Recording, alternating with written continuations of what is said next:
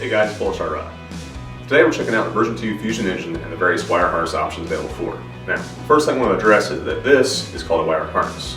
There's some confusion out there that's called a data cable. I want to state here now the official name for this is a wire harness. No data, just wires. So, now that's cleared up, let's get to it. Now, at the time of this recording, there are currently 3 options for harness lengths. The shortest is 7.5, and this harness actually comes standard on version 3, but can be used on version 2 if you're wiring the FCU to the grip, and we'll come to that later. The center harness is a 13-inch, and this harness is ideal for wiring to the buffer tube of M4 or to the front handguard, so it can be used for either option. The longest harness is 18 inches, and you're going to need this harness if you're doing a full stock installation such as an M16A2 or G3. The 13 inch is not quite long enough to reach the back of the stock, so you can easily access your FCU. So the 18 inch is going to be for full stock installation. Alright, so it doesn't matter if you're just replacing the old harness with a new one, changing the length, or routing it differently. The first step is to remove the right side plate from the engine. Now it's held on by 4 screws. Around the perimeter of the plate, 2 screws closest to the trigger don't have to remove as separate parts, so those don't have to be touched. So let's whip these 4 screws out and get the right side plate off.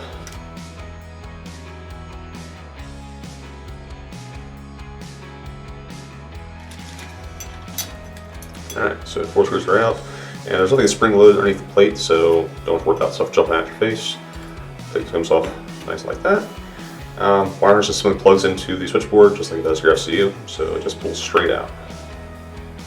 Like that. That's all there is to it. Now if you're just replacing it with the same harness and the same orientation, again it plugs in just like your FCU. There's little notches on the side, little grooves on the plug, so it's only going to go in one way. So just line them up and plug it in. And it can be a little hard to get down there if you got big fingers. So if you take like the tip of your screwdriver or a small Allen wrench just to push down on the housing of the plug, make sure it's fully into that port and seat them nicely. And then just make sure your harness is out of the way and reinstall your plate like that. Alright, now let's say you want to front wire the system in case your rifle doesn't have a buffer tube or stock that can hold an FCU and battery.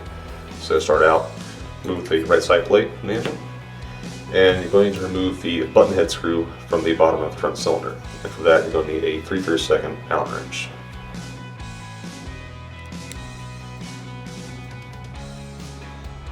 Now it's a brand new engine. You do have Loctite on them, so it can be a little difficult to break loose, just so you know. Alright, once that's out, the cylinder can actually tilt up on the solid side plate of the engine, like that. And this is really complicated. And it's front wired. So all you gotta do is tuck the wire harness into the notch on the solid side plate.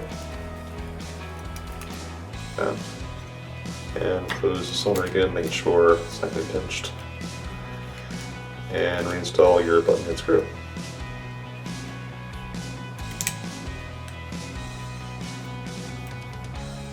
Like that. Just tuck that harness down in there. Make sure it's clear and everything. Good. And then reinstall your right side plate. Alright, moving on. Let's say you can't put the battery and FCU in stock, there's not room for it, and you've got some fancy smashed rail system that you don't want to clutter up with a external battery box. You do have the option to wire it to the grip. Actually house the FCU and battery in the grip of your rifle. In order to do that, you do have to remove the cylinder section from the solid side plate. This being that you cannot pass the plug of wire harness through the same hole as the airline. There's not enough room to pass through. So you have to pull out the airline first, pass this through, and then tuck the airline in after it. So let's get started on that. You're first going to remove the 3/32 button head screw from another cylinder, like we just did.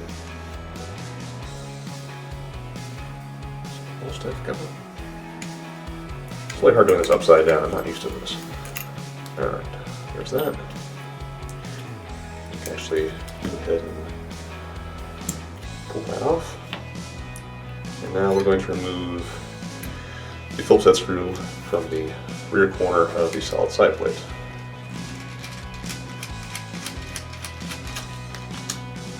Alright. This over. And now you're going to need to unplug your solenoids, which are right here. And very similar plug to the wire harness, just pull straight out. And you'll notice that the bottom plug has a black mark on the bottom of it. We're going to come back to that later, but that's kind of important. So, alright, I'm going to slide off the airline. Now to pull the QDA off the airline, I'm going to have to disconnect the teeth inside by pulling down the collar towards the fitting and pulling straight off. If it's been on there for a while, you might have to push up and turn as you're pulling down that collar to make it release correctly. So slide that off. So for the grip wired option, you're going to want to start out with a shorter harness, since there's less distance for it to travel, and a longer harness just gets tangled up in the way. So this is the 7.5 inch harness. It's the same harness that comes standard on the version 3. So to get it through there, you might have to drill a bit into it and push that through. Like that.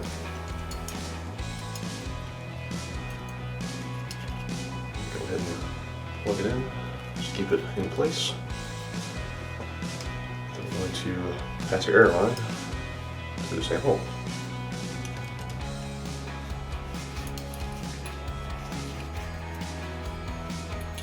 Like so. Alright, once it's in there and everything's tucked in, I'll unplug this guy out of the way.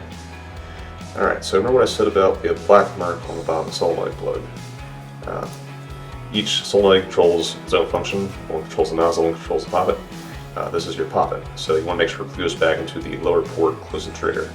If you reverse them, it'll still seem like it's working, but you won't be able to feed because it's running on the opposite programming. So, black mark, bottom plug, close to the trigger. And you also notice that they're oriented so they're facing each other, but just pay attention to where the groove is and slot on the plug and connector. Just plug them straight in. Alright, and kind of tuck these down in underneath the airline. Just being kind of a pain right now.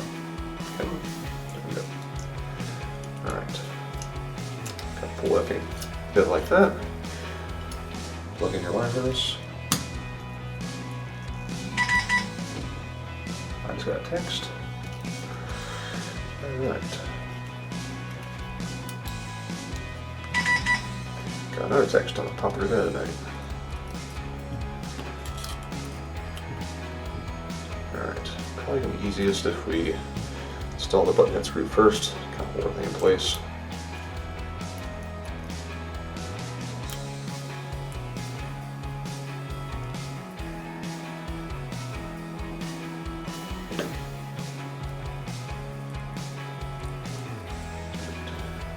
Wires will be pushed down in there. Clear the corner.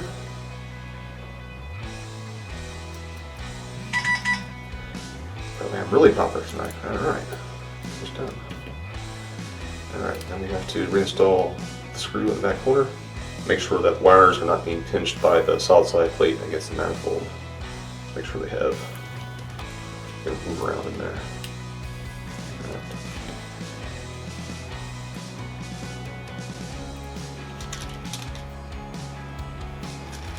Install that screw, and she is done. Just reinstall your right side plate, screws back in, and you're good to go. Now when you go to put your screws back in, you do want to use Loctite or thread locker. You want to use the blue medium strength thread locker. If you use red stuff, you'll never get your screws back out. So blue. Just gonna put a little dab under the screw. Make sure the side plate is down nice and even. And you don't have to fork these down, just snug is fine.